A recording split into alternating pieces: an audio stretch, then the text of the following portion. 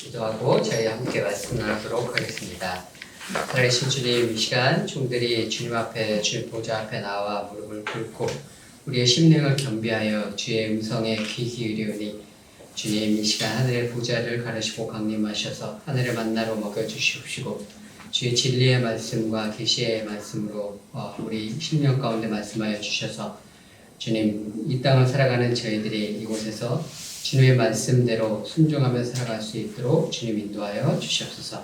시간을 주님 앞에 부탁드리며 예수 그리스도의 이름으로 기도드렸습니다. 네, 오늘 함께 읽은 미가서의 말씀, 미가서 6장 6절에서 8절의 말씀은 유대교 전통에서 유대교에서는 이 율법의 핵심을 가장 요약한 말씀 중에 하나로 그렇게 여겨지는 그런 말씀입니다. 소선지서, 미가서의 핵심 주제이기도 하고 미가서뿐만 아니라 소선지서 전체의 핵심의 말씀, 핵심되는 말씀이기도 합니다. 미가가 활동하던 시기가 언제였냐면 약 BC 750년경부터 활동을 시작을 했습니다. 그것은 BC 680년 정도까지 이렇게 활동을 했는데요. 이 시대에 미가뿐만 아니라 함께 활동했던 선지자들이 있습니다. 우리가 잘 아는 이사야 선지자, 미가 선지자, 호세아 선지자, 아모스 선지자, 이런 기라성 같은 선지자들이 동시대에 활약을 했었던 그런 선지자들입니다. 그러면 왜 이 시대에는 BC 750년에서 680년 사이에 이런 기라성 같은 선지자들이 등장하게 되었는가를 우리가 좀 살펴볼 필요가 있습니다. 이 선지자들이 등장하기 전에 한 반세기 동안, 약 BC 800년부터 BC 750년 사이에 이 반세기 동안에 북이스라엘과 남유다의 상황을 좀 살펴보게 되면은 이 시기가 이스라엘 나라 가운데 다윗 왕 이대로, 다윗과 솔로몬 이대로 최전성기의 시대였습니다. 이 시대가 태평성대를 이루던 시대예요. 북이스라엘은 여로보암 2세가 다스리고 남유다는 우시아라는 왕이 다스리면서 영토도 거의 다윗 시대의 영토를 회복을 했고, 그리고 이 시대가 전쟁이 없었던 시대입니다. 이스라엘이 강성해서 그 주변국에 특별히 대제국이 발흥을 하지 않았던 시기였어요. 그 주변 국가들이 별 볼 일 없으니까 이스라엘이 강성할 수 있었죠. 군사적으로, 외교적으로 강성할 수 있었고 전쟁이 없는 태평성대를 누릴 수가 있었습니다. 이제 전쟁이 이스라엘 땅 자체가 우리가 잘 알듯이 남쪽으로는 아프리카 대륙과 연결되어 있고 서쪽으로는 유럽 대륙 쪽으로 뻗어나가고 동쪽으로는 아시아 대륙으로 뻗어나가는 세계 대륙이 만나는 접점이기 때문에 전쟁이 그치지 않는 원래 땅입니다. 근데 이 시대에는 반백년 동안 전쟁이 없었어요. 그러다 보니까 어떻게 됐냐면 경제가 부흥을 하게 됩니다. 전쟁이 없으니까 이제 농산물이나 이런 잉여 생산물들이 있겠죠. 이런 잉여 생산물들이 있으니까 이걸 다른 나라들과 상업적으로 교역을 하고 팔게, 무역을 하게 됩니다. 이제 무역을 하게 되니까 부가 증가하게 되고 국가도 세금이 늘게 되고 그러면서 점점 새로운 신흥 부자들이 생기는 그러한 시대가 바로 이 선지자들이 활동하기 직전에 약 반백년 동안에 있었던 이스라엘에 있었던 일이었습니다. 이때 여러 전쟁이 없어서 외부적으로는 이스라엘이 흥왕했는데, 이스라엘이 흥왕한 시기라고 할 수가 있는데 내부적으로는 새로운 문제가 발생을 하게 됩니다. 그 뭐냐면 경제가 부흥하는 시기가 될지라도 언제나 그 안에 가난한 사람들은 있게 마련이죠. 그리고 그 가난한 사람들이 어떻게 되냐면 자장농은 이제 한쪽에서는 부유한 사람들이 생기니까 이 사람들이 그 부유한 돈을 가지고 뭘 하게 되냐면 주로 부동산 투자를 하게 됩니다. 땅을 사죠. 가난한 사람의 자장농이 가난하게 되면 그 땅을 팔고 소장농으로 전락을 하게 됩니다. 소장농은 거기서 노예로 전락을 하게 되죠. 점점점 새롭게 생긴 그런 신흥 부자들은 점점 부자가 되고, 가난한 사람들은 점점 더 가난해지는 이런 사회 양극화 현상이 이 시대 가운데 생겼습니다. 나라는 부강해졌는데 전쟁도 없고 태평성대를 이룬 것 같은데, 이스라엘 내부적으로는 이런 양극화의 현상이 심각해지는 그러한 상황이 바로 이런 선지자들이 등장하게 된 시대적인 배경의 상황이었습니다. 그래서 이런 시대를 맞이해서 하나님께서 이런 이사야, 미가, 호세아, 아모스 이런 선지자들을 통해서 이스라엘 나라 가운데 계속해서 주신 말씀들이 경고의 말씀들이었습니다. 오늘 미가서에 보면 앞장에 이제 2장에 보면 이런 말씀이 나옵니다. 너희 밭들을 탐하여 빼앗고 집들을 탐하여 차지하니 그들이 남자와 그의 집과 사람과 그의 산업을 강탈하도다. 밭을 계속 사고 집을 계속 사는 사람들을 향해서 하나님께서 너희가 강탈하는 자들이다, 이렇게 그들에게 경고하시는 그런 말씀입니다. 이런 말씀이 이 선지서들에 보면은 유사한 말씀들이 계속해서 있죠. 이사야서에 보게 되면 이사야 5장에 이런 말씀이 있습니다. 가옥에 가옥을 이으며, 무슨 말이냐면 집이 있는데 집을 또 사고 집을 또 사고 그런다는 거예요. 전토에 전토를 더하여 밭이 있는데 밭을 또 사고 밭을 또 사고 한다는 거예요. 네. 그래서 빈틈이 없도록 하고 이 땅 가운데서 홀로 거주하려 하는 자들은 화 있을진저. 그렇게 가난한 자들의 땅과 집을 사서 자기의 부만 증축하려고 하는 자들에게 홀로 너희가 이 땅에 거하려고 하느냐, 그런 너희 욕심이 가득한 자들에게는 화가 있을 것이다 라고 하나님께서 말씀을 하셨던 겁니다. 그래서 이런 경제적 완화가 가득한 시대에 선지자들을 통해서 하나님께서 이스라엘 나라에 경고를 주시는 게 뭐냐면, 너희들이 계속 이렇게 탐욕을 부리고 이런 형태로 살게 되어진다면 예루살렘이 멸망해서 예루살렘이 밭이 될 것이다, 이런 경고를 주셨습니다. 미가서 3장에 이런 말씀이 있습니다. 그래서 이러므로 너희로 말미암아 시온은 갈아엎은 밭이 되고, 시온이 예루살렘인데 시온은 대도시잖아요. 근데 시온이 갈아엎은 밭이 될 것이다. 너희가 밭을 그렇게 좋아해? 그러면 너희가 내가 여기를 밭으로 만들어 줄게. 그 다음에 예루살렘은 무더기가 되고, 이 화려한 건물들, 성전과 화려한 대도시의 건물들이 무너져서 그냥 돌무더기가 쌓여있는 그런 황폐한 무더기가 될 것이다 라고 경고해 주시는 그러한 말씀들이 이 선지서에는 이렇게 가득 있는 것을 우리가 잘 알고 있습니다. 근데 그러면 이 시대의 사람들이 사회 경제적으로 이렇게 풍요해서 탐욕이 가득해서 선지자들이라는 견고한 시대였는데, 그럼 이 시대의 사람들의 신앙생활은 우리가 어땠을까 한번 상상을 해보면, 이 시대 사람들이 이렇게 탐욕이 가득해서 했던 사람들이니까 이 사람들의 신앙생활을 우리는 상상을 해보면, 이 사람들은 아마 탐욕이 가득한 자들이라서 하나님 앞에 신실하지 못한 자들이었을 것이다 라고 우리가 상상을 하기가 쉽습니다. 그렇죠?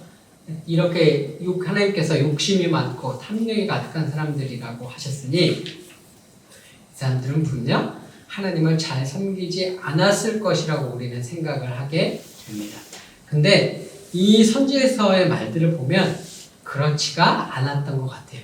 이 사람들이 하나님 앞에 엄청난 신앙생활을 가지고 엄청난 신앙생활과 열심히 있는 신앙생활을 잘 했었던 것 같습니다. 그걸 어떻게 알 수 있냐면, 오늘 우리 읽었던 미가서 6장 6절에 내가 무엇을 가지고 여호와 앞에 나아가며 높으신 하나님께 경배할까, 천천의 수양과 만만의 번제를 드릴까, 이런 고백 있잖아요. 이게 미가의 고백이 아니에요. 이게 이스라엘 백성들의 고백입니다. 이스라엘 백성이 하나님 앞에 내가 번제를 1000마리나 양을 1000마리나 드릴까, 이렇게 고백을 했다는 거예요. 오늘날 식으로 고백을 하자면 하나님 앞에 헌금을 10억을 드릴까? 몇 억을 드릴까? 이런 식의 고백이라는 말이죠. 그죠? 그 정도로 이 사람들이 하나님 앞에 제사를 드리고 하나님 앞에서 신앙생활을 하는 것이 우리가 그냥 선지자들이 경고하는 것만 봤을 때는 신앙생활이 허탄하고 방탕하고 탐욕스럽고 그 돈 버는 걸로 다 자기들 원하는 대로 방탕하게 썼을 것 같은데 그렇지 않고 신앙생활을 이 사람들이 열심히 했다는 것을 선지서 곳곳을 통해서 우리가 알 수가 있습니다. 이사야도 이런 얘기를 해요. 너의 무수한 재물이 내게 무엇이 가냐. 이사야에서 보면 하나님께서 너희가 내게 무수한 재물을 가져오는데 나는 그런 게 싫다. 호세아서에도 그런 말씀이 있습니다. 나는 인애를 원하지 번제를 원하지 않는다. 무슨 말이냐면 이스라엘 백성들이 하나님 앞에 수많은 번제물을 가지고 왔다는 거예요. 수많은 희생제물을 가지고 와서 하나님 앞에 열심히 신앙생활하고 열심히 율법을 지켰다는 거예요. 근데 하나님께서 그걸 원하시지 않았다는 거죠. 이게 그럼 그 당시 사람들의 신앙생활의 마인드가 어떤 거냐면 이런 겁니다.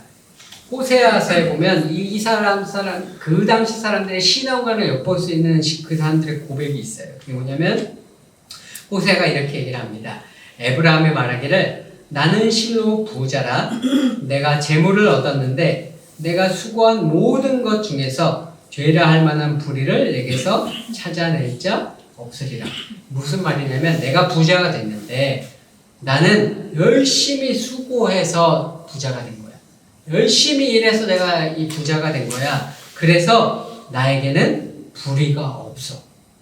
근데 선지자들은 지금 계속해서 너희가 불의하다라고 계속해서 말씀을 하시는데 이 사람들은 나는 신앙생활도 열심히 했고 11제도 열심히 했고 하나님 앞에 번제도 열심히 드렸고 모든 율법을 다 지켰고 열심히 일해서 이 시대의 사회적 조류를 내가 잘 활용을 해서 열심히 일해서 돈을 벌었기 때문에 나는 불의한 것이 없어 라고 이 사람들은 이야기하고 있는 거예요.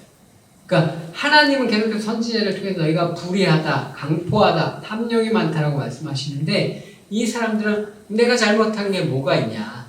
나 열심히 일했을 뿐이고 나는 이 시대의 조류를 잘 활용해서 열심히 일해서 이렇게 밭을 사고 이렇게 집을 샀을 뿐이지 나는 잘못한 것이 아무것도 없다라는 신앙관을 이 사람들은 가졌었던 겁니다. 그래서 이 사람들은 하나님 앞에 열심히 제사를 드리고 많은 제사를 돈을 벌면 벌수록 하나님 앞에 많은 제물을 드리고 많은 제사를 드렸던 것을 우리가 잘 알 수가 있습니다.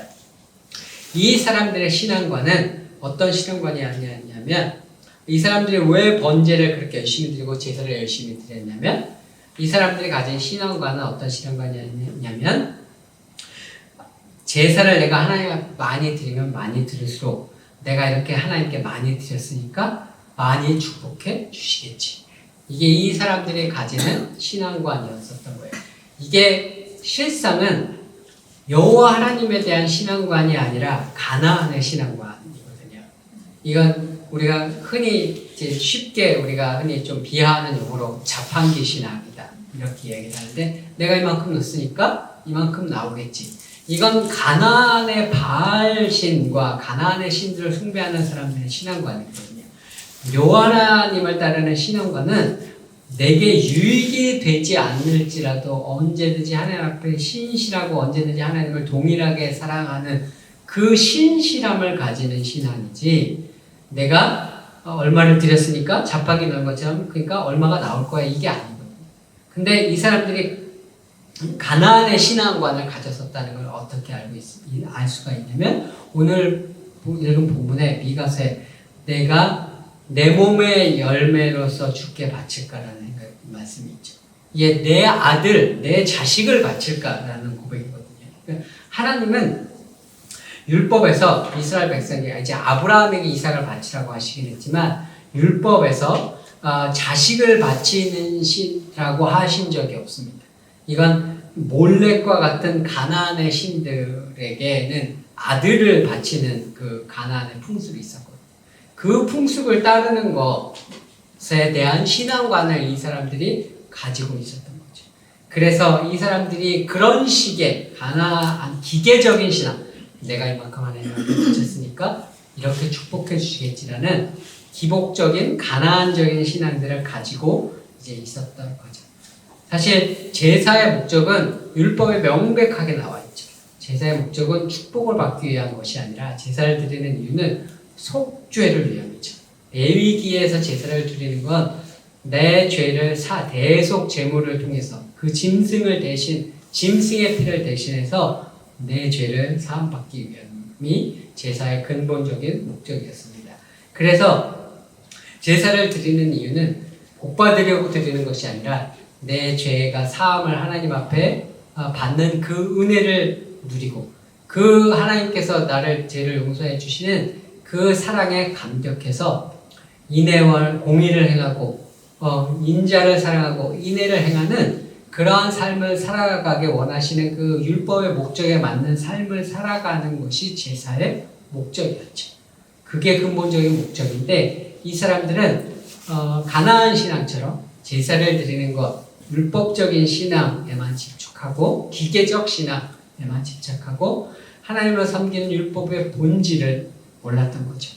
그래서 오늘 본문 말씀에 미가가 주께서 선한 것을 너에게 보이셨느니 공의를 행하고 인자를 사랑하며 겸손히 하나님과 함께 행하는 것이 하나님께서 너에게 원하시는 것이다 라고 이제 하나님께서 원하시는 것이 무엇인지를 미가가 오늘 이제 설명을 해 주는 것입니다.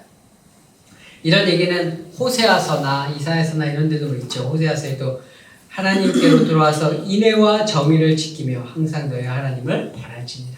여기도 인애와 정의를 지킬지니라. 이런 말씀이 다 동일한 오늘 미가서 본문에 읽은 말씀과 동일한 말씀입니다. 근데 여기에서 나오는 공의를 행하고 인자를 사랑하고 겸손히 하나님께 행하라는 이 말씀이 방금 호세아서는 뭐라고 나와 있냐면 인애와 정의를 지키며 항상 너의 하나님을 바라라 이렇게 나와 있어요. 표현이 살짝 성경에 다르단 말이에요. 이게 왜냐면 히브리어를 우리가 구약 성경을 번역을 했는데 이 번역이 살짝 이곳저곳마다 조금씩 다릅니다. 미가서에는 방금 인자를 사랑하며 인자라고 나왔는데 호세아서에는 인애라고 나왔잖아요. 이게 번역이 이게 왜 다르냐면 이게 이런 겁니다. 우리나라 말에 정이라는 단어가 있어요. 그죠? 정이라는 단어에 딱 맞는 외국 말이 없어요. 대부분. 네, 외국에서. 영어에도 없고 대부분의 서양 언어에 우리나라 정이라는 단어를 표현해서 똑 떨어지는 단어가 없습니다. 그러니까 이 정이라는 안에 그러니까 이 개념을 적절하게 그 문맥에 맞게 그 영어에 있는 단어, 뭐 독일어, 프랑스에 있는 단어로 맞게 그때 따라서 달리 번역을 해야 되죠. 정이라는 단어 안에는 여러 가지 개념들이 있죠, 그죠? 그 안에는 사랑이라는 개념도 들어가 있고, 친절함이라는 개념도 들어가 있고, 그죠? 어떤 따뜻한 마음 이런 개념도 들어가 있고, 그 안에는 우리가 정을 베풀 때 그 사람이 받을만 해서 베푸는 게 아니잖아요, 그죠? 그래서 그 안에는 어떤 은혜와 같은 개념, 받을만 하지 않은 사람에게도 아무런 이유 없이 베풀어지는 친절, 사랑 이런 개념도 있고, 그죠? 이런 것들이 다 어우러져서 한 단어로 우리가 이런 많은 개념들이 하나로 딱 어우러져서 정이라는 개념으로 들어간단 말이죠. 그래서 이게 어떤 때는 그 안에 친절함이라는 개념이 있는데 겉으로 표현되는 건 우리 시골 할머니들이 정을 표현할 때는 굉장히 무뚝뚝하게 불친절한 태도로서 이게 베풀어지는데도 그게 정이라는 단어로 표현이 된단 말이죠. 그죠? 겉으로는 그렇게 무뚝뚝한데 친절하지 않은데 속에 있는 그게 표현이 된단 말이에요. 근데 이게 영어로 번역을 할 땐 그래서 어떤 문맥에서는 친절함, kindness라고 번역을 해야 되는데 그렇게 번역하면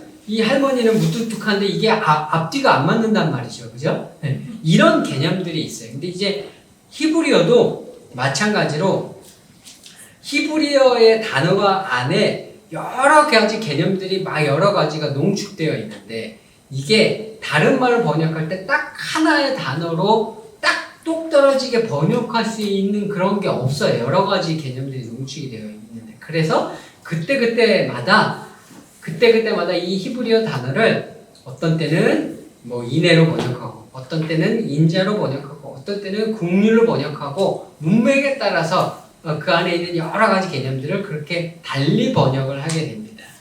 오늘 본문에 나와 있는 미가서에 나와 있는 이제 공의와 인자와 하나님과 함께 행하는 것에는 세 가지 히브리어 단어가 나옵니다. 이걸 저는 이제 옛날에 설교 시간에 히브리어 헬라어를 얘기를 하는 것을 원래 별로 좋아하지 않아요. 왜냐하면은 자꾸 평신도들에게 히브리어 헬라어를 알아야만 성경을 이해할 수 있는 것 같은 인상을 줄 수 있기 때문에. 그래서 예전에 그 오늘교회에서 하영주 목사님들이 자꾸 그 히브리어 헬라어 얘기를 하니까 그 부목사님들한테 전부 히브리어 헬라어 설교 시간에 절대로 얘기하지 마라, 이제 이런 명령을 내리신 적도 있다고 그래요.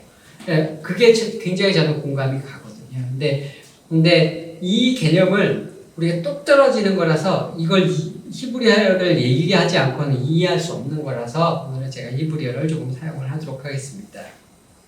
오늘 본문에 미가서에 나오는 인자라는 단어는 히브리어로 헤세드라고 이야기를 합니다. 히브리어의 헤세드라는 단어인데 이거는 원래 어떤 거냐면 하나님의 사랑을 표현하는 단어예요. 하나님의 사랑의 속성이 변치 않는다는 속성이 있어요. 그죠? 그래서 이 헤세드라는 단어, 하나님의 사랑을 나타내는 단어는 그냥 러브라고 표현하기에는 그 안에 어떤 개념이냐면 변치 않는다는 속성이 너무 강해서 하나님이 우리를 사랑하시는데 우리가 죄인 되었을 때도 사랑하시잖아요. 그죠? 우리 하나님은 항상 잘 섬길 때만 사랑하는 것이 아니라 우리가 하나님 앞에 반역할 때 언제나 신실하게 우리를 사랑하신 그 신실하신 하나님의 사랑을 표현하기 위해서 보통 이 헤세드라는 단어를 영어로 번역할 때 어떻게 번역하냐면 변치 않는 사랑이라는 의미로 steadfast love라고 주로 번역을 많이 합니다. 이 변치 않는 사랑이라는 개념이에요. 그래서 이거를 한국말로 어떻게 번역을 했냐면 인애라고 번역을 했습니다. 인애, 참을 인자, 사랑의 자를 써서 인애라고 이제 번역을 했어요. 근데 헤세드라는 단어는 하나님의 사랑만을 나타내는 것이 아니라 우리가 하나님을 사랑할 때도 나타내는 단어예요. 그래서 근데 우리가 하나님을 사랑할 때는 우리가 하나님을 늘 동일하고 신실하게 언제나 사랑하지를 않잖아요. 그죠? 그러니까 그때는 보통 그냥 러브라고 번역이 되는 경우들이 많은 것 같아요. 그런 문맥에서는. 근데 또 그런 거 하면 또 어떤 때는 우리가 하나님을 신실하게 사랑해야 하는 사랑을 이야기할 때가 있잖아요. 그죠? 우리가 신실하게 하나님을 사랑해야 한다. 그런 사랑을 이야기할 때가 있잖아요. 그죠? 그런 사랑을 이야기할 때는 이 헤세드를 어떻게 번역을 하냐면 신실하게 늘 동일하게 하나님을 사랑해야 한다는 걸 강조하기 위해서 faithfulness, 신실함 이렇게 번역이 될 때가 있어요. 그래서 한국말 단어가 신실함으로 또 번역이 될 때가 있습니다. 그리고 우리가 하나님을 사랑을 하게 되면 다른 사람을 또 사랑을 하게 되죠. 그죠? 하나님을 사랑하니까 다른 사람들을 우리가 그 하나님의 사랑을 받아서 하나님의 사랑이 내 안에 넘치니까 그 사랑으로 다른 사람들을 사랑하게 돼요. 그 사랑을 표현할 때도 헤세드를 쓰거든요. 근데 그때는 이 단어를 이게 하나님에 대한 사랑이 아니니까 그때는 한국말로는 주로 어떻게 번역을 하냐면 인자라고 번역을 해요. 인자함. 그래서 이걸 영어로는 loving kindness 이렇게 번역을 하기도 하고요.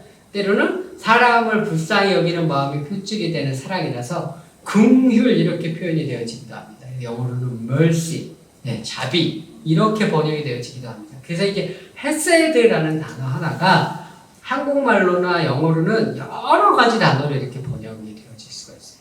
그래서 헤세드라는 건 근본적으로 하나님의 사랑인데 우리가 하나님을 사랑하는 것이고 다른 사람들을 사랑하는 것이 그 개념이 헤세드고 오늘 미가가 얘기한 인자입니다. 인자. 근데 우리가 하나님을 사랑을 하게 되냐면 그 하나님을 사랑하게 되면 어떠한 일이 벌어지게 되냐면 하나님을 사랑해서 그분이 원하시는 것을 우리의 삶에서 행함으로 그게 나타나게 돼요. 그래서 그 하나님을 사랑하는 헤세드 때문에 우리 삶에 나타나게 되는 행동, 행위 그걸 뭐라고 그러냐면 오늘 미가서에는 공의라고 표현되어져 있는 히브리어는 미슈파트라고 합니다. 이게 하나님을 사랑하는 헤세드 때문에 그 헤세드 때문에 내 삶에 나타나는 행동 그걸 미슈파트라고 해요. 그래서 공의라고 번역이 되기도 하고요. 정의라고 번역이 되어지기도 하고 때로는 공평이라고 번역이 되어지기도 하고 영어로는 주로 justice 이렇게 번역이 되어지는 경우가 많습니다. 그래서 하나님을 사랑하니까 그분을 사랑해서 그분이 원하시는 것들을 내 삶에 행하게 되는 것, 그것이 미슈파트 정의입니다. 그러면 왕 같은 경우는 어떻게 되냐면 하나님을 사랑하기 때문에 왕은 주로 하는 일이 뭐냐면 판결을 내리는 거예요. 공평하게 판결을 내리는 겁니다.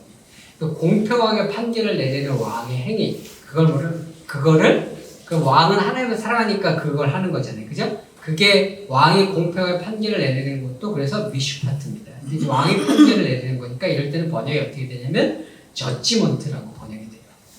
이게 한국말로는 그러니까 판결이라는 단어가 되는 거죠. 그죠? 이게 왕의 문맥에서는 똑같은 미슈파트인데 하나님을 사랑해서 왕으로서 역할을 제대로 했으니 한 그 행위가 저지먼트, 판결을 내리는 것이 되고 그게 왕이 판결을 제대로 내리는 게 정의가 되는 거죠. 저스티스가 되는 거죠. 그러면 하나님을 사랑하는 사람은 그 삶에 미슈파트, 헤세드가 있는 사람은 그 삶에 하나님을 사랑해서 나타나는 행위, 미슈파트, 정의, 공의, 공평 이게 있게 돼요.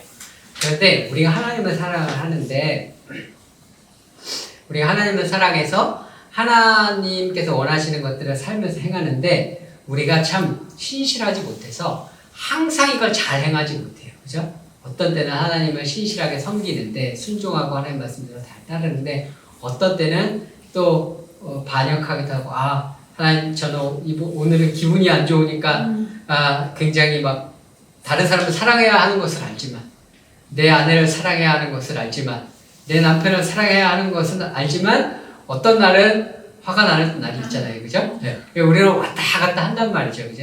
이 하나님을 사랑해서 그게 내 삶에 나타나기도 하지만 왔다 갔다 해요. 근데 왔다 갔다 하지 않고 언제나 동일하게 이 미슈파트를 쭉 행하는 것이 있어요. 이걸 뭐라 그러냐면 하나님과 겸손히 동행한다고 해요. 이 하나님과 겸손히 동행해서 하나님과 온전한 완전한 하나님께서 인정하시는 완전한 상태가 되는 것, 그걸 뭐라고 그러냐면 영어로 righteousness라고 해요. 그걸 한국말로는 또 공의라고 하고 이제 선지서에서는 내가 공평과 정의 공평과 공의 공평을 물같이 정의를 하수같이 할 때는 justice and righteousness거든요. 이 righteousness를 히브리어로 뭐라 그러냐면 제데크라고 합니다. 근데 이 righteousness, 그래서 우리가 노아가 하나님과 함께 평생 하나님과 동행했다 이런 얘기를 하잖아요. 이게 뭐냐면 하나님을 사랑해서 그 삶의 미슈파트를 언제나 행했다는 거예요. 그래서 하나님께 righteous하다, 의로운 사람이다 라고 인정을 받은 상태가 되는 것, 그게 righteousness, 제데크, 의로움입니다. 그러니까 justice하고 righteousness는 어떻게 보면 같은 건데 행위로 이것을 드러나는 건데 justice는 하나하나의 행위에 조금 더 집중한다면 righteousness는 이게 늘 계속해서 일정하게 반복이 되어져서 하나님과의 관계가 완전히 그 하나님과 마음이 합해서 완전히 하나님께서 인정하시는 그런 관계를 맺은 상태, 그걸 righteousness, 제데크라고 합니다. 그래서 오늘 미가가 얘기한 게 공의를 행하고 미슈파트, 너희가 하나님께서 원하시는 게 너희에게 원하시는 게 뭐냐면 너희가 미슈파트, 공의를 행하고 인자를 사랑하고 헤세드를 가지고 그 다음에 하나님과 함께 행하는 것, 하나님과 늘 그 동행을 해서, 그래서 이 하나님과의 동행하는 것이 영어로는 walk humbly before God 혹은 walk humbly with God, 하나님과 겸비하여 동행하였더라, 하나님 앞에 행하였더라, 이런 식으로 많이 이게 표현이 되죠. 그래 그것이 하나님께서, 미가가 오늘 이야기하는 건 하나님께서 너에게 원하시는 것이 너희가 1000마리의 소를 가져오는 것, 만 마리의 양을 가져오는 것, 그런 것들이 아니라 내 삶 가운데 하나님께서 하나님을 사랑해서 공의를 행하고 그리고 하나님과 동행하는 그러한 관계를 맺는 것, 그건 하나님께서 원하시는 것이다 라고 이제 미가서에서 미가 선지자는 이야기를 해주고 있습니다. 예수님께서 오셨을 때 바리새인들이 율법에 집착해서 율법을 지키는 것을 막 강조하니까 바리새인들 앞에서 이렇게 말씀을 하셨어요. 너희가 박하와 회향과 근처에 11조를 드릴 때 율법에 더 중한 바 정의와 긍휼과 믿음은 버렸도다. 똑같은 말씀을 누가복음에서 뭐라고 말씀하시면 너희가 박하와 운양과 모든 채소의 11조를 드리되 공의와 하나님께 대한 사랑은 버리는도다. 예수님께서 하시는 이 말씀, 공의와 사랑, 정의와 긍휼과 믿음, 이게 뭐냐면 이게 다 헤세드, 하나님을 향한 사랑과 그 하나님의 사랑을 통해서 우리 삶에 드러나야 하는 정의 미슈파트와 그것을 통해서 하나님께서 의롭다고 인정하시는 하나님과 동행하는 관계를 가지는 것. 너희가 이것들을 생각하지 않고 오직 기계적인 신앙에만 집중하고 있다라고 이제 예수님께서 이제 말씀을 하셨던 거죠. 우리가 이런 이사야와 미가와 호세아와 아모스와 이런 기라성 같은 선지자들의 사역에도 불구하고 또 그들이 그것들을 그 후대의 사람들이 알도록 하기 위해서 이 사람들은 글을 썼습니다. 그 전에도 기라성 같은 선지자가 있었죠. 일리야도 있었고 엘리사와 있었지만 이런 선지자들은 글을 쓰지 않았어요. 그런데 왜 호세아와 아모스와 이사야와 미가와 같은 이 선지자들은 글을 썼냐? 잊어먹지 말라. 그래서 꼭 이대로 행해야 한다고 이 사람들은 글을 남겼습니다. 후대들이 꼭 이 말씀을 읽고 듣고 배워서 공의를 행하고 인자를 사랑하고 하나님과 동행하는 자들이 되어지기를 위해서 글을 남겼음에도 이스라엘 백성은 우리가 알다시피 이 하나님께서 원하시는 그 바른 이 신앙을 가지지 못하고 결국 북이스라엘이 멸망하고 후에 남유다가 멸망하는 길을 가고 말았습니다. 오늘날 우리가 우리의 신앙생활을 돌아보면 우리의 신앙생활이 과연 어떠한가 제가 이렇게 좀 한국 기독교 우리의 신앙생활이 어떠한 걸 제가 이렇게 쭉 돌아볼 때 제가 마음 깊이 새기고 있는 이야기가 있어요. 그게 뭐냐면 우리 그 축구 선수 그 이영표 선수가 예전에 온누리교회에서 했던 간증이 있습니다. 근데 그때 이영표 선수가 자기가 예수님을 믿기 전에 기독교인들을 어떻게 생각했는지를 얘기를 한 게 있어요. 그러니까 뭐라고 얘기를 했냐면 자기가 예수님을 믿기 전에 자기가 봤을 때 기독교인은 어떤 사람들이라고 생각을 했냐면 사랑하라고 얘기하면서 자기는 사랑하지 않는 이상한 사람들, 용서하라고 얘기하면서 자기는 용서하지 않는 이상한 사람들, 그게 자기가 생각하는 대한민국의 교회 다니는 사람들의 모습이었다는 거예요. 그러면 이 이영표 선수가 깊이 하나님을 믿지 않았을 때 봤었던 기독교 신자의 모습이 우리의 모습이거든요. 우리의 모습을 그러면 미가의 오늘 읽었던 미가의 표현대로 하자면요, 혹은 예수님의 표현을 하자면 이제 인자를 사랑하고 공의를 행하고 하나님과 겸손히 행하는 것은 없는데 교회는 열심히 다니고 제사는 열심히 드리고 근체와 박하와 해양의 11조는 열심히 드리는 그러한 신앙의 생활을 하고 있는 사람들, 그런 모습에 가진 사람들이라는 거거든요. 우리 한국 기독교, 우리가 다 한국 기독교, 한국 교회 모습이니까 우리들 모두가 다 신앙생활 열심히 하잖아요. 그죠? 열심히 해왔잖아요. 그죠? 열심히 주일날 교회에 나갔고 열심히 새벽기도 했고 우리 또 전도도 열심히 했고 우리 얼마나 전도도 열심히 했어요. 그죠? 저희가 대학 다닐 때 캠퍼스에서 사람들의 무시를 당해가면서 노방전도면 얼마나 열심히 전도를 했어요. 우리가 하나님 앞에 얼마나 11조와 선교금을 열심히 드리고 많이 드렸어요. 근데 그건 다 교회 안에서 행해지는 우리들만의 종교적 행위였단 말이죠. 그렇죠?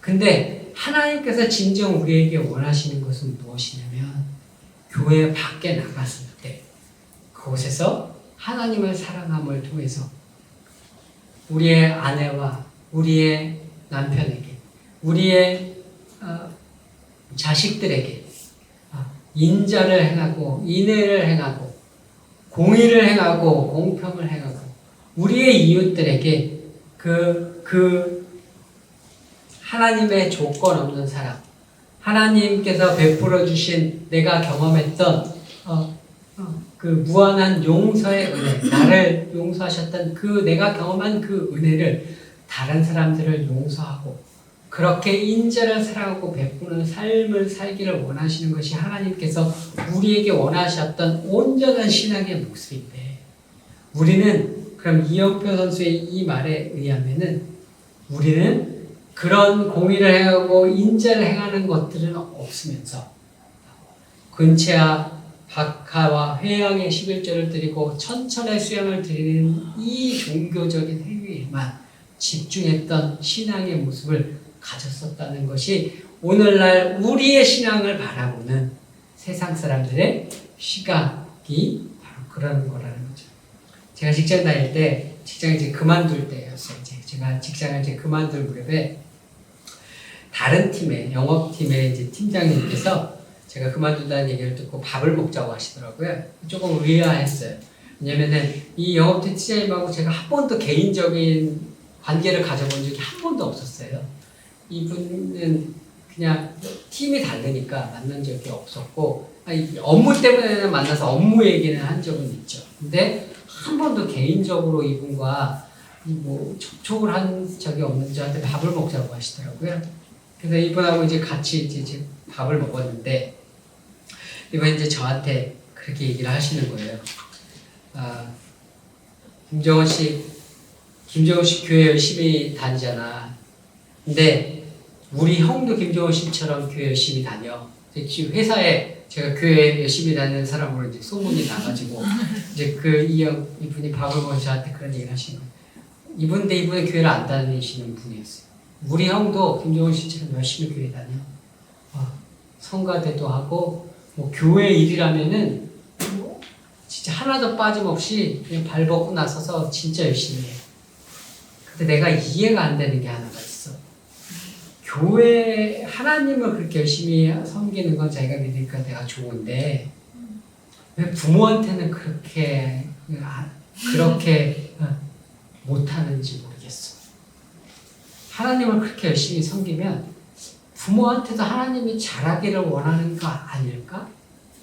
부모한테도 좀 효자소리 듣게 좀 잘해야 되지 않을까? 교회 일이라면 그렇게 말 벗고 나서서 온갖 모든 집안 대소사도 집어치우고 그렇게 따라다니는데 어머니를 위해서 뭐 조금 섬기는 일을 하나 하는 걸 본 적이 없어.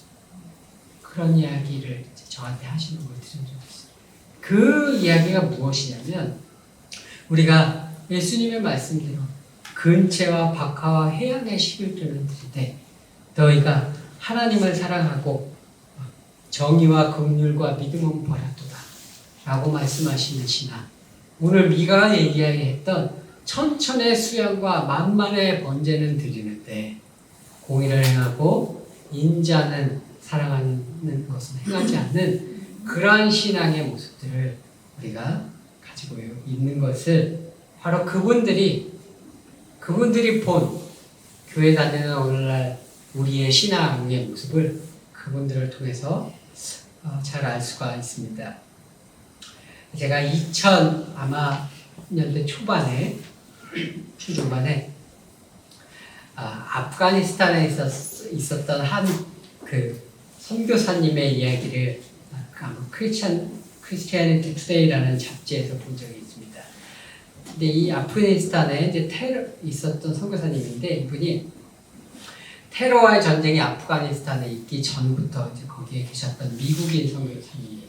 이분이 의사신데, 그리고 테러와의 전쟁, 미국이 이제 2000년 초반에 테러와의 전쟁 아프가니스탄을 시작하고 빈라덴 쫓아다니면서 폭격을 하는데 이분이 그때도 아프가니스탄을 떠나지 않으셨대요. 전쟁에 나서 폭격이 행해지는 와중에. 이분이 아프가니스탄에 전국 방방곡곡을 다니면서 이렇게 사람들을 치료를 해줬대요. 근데 어떨 때 미군에 막 폭격이 있고 그러니까 마을 사람들이랑 동굴 같은 데 들어가서 같이 그 폭격을 피해서 같이 있고 이제 그렇게 사역을 했답니다. 근데 이분이 거기서 사역을 하시는 동안에 단 한 번도 예수님 믿으세요라고 이야기를 하신 적이 없대요. 단 한 번도 성경책을 읽어보라고 성경책을 주거나 예수님 믿으라고 말로 복음을 전하거나 한 적이 단 한 번도 없었대요. 그분이 거기서 사역을 하시면서.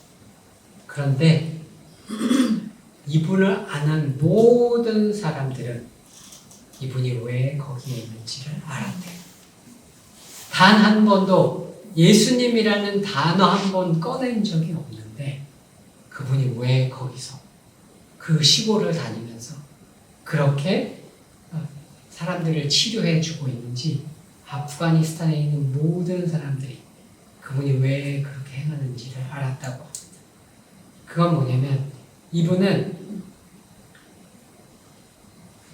교회 안에 갇힌 예배당 안에 갇힌 기계적인 신앙, 종교성을 가진 종교적인 모습으로서의 신앙으로서의 복음이 아니라 하나님께서 진정으로 원하시는 인자를 사랑하고 공의를 행하고 하나님과 겸손히 동행하는 그 복음의 본질로서 복음을 증거하셨던 것이죠.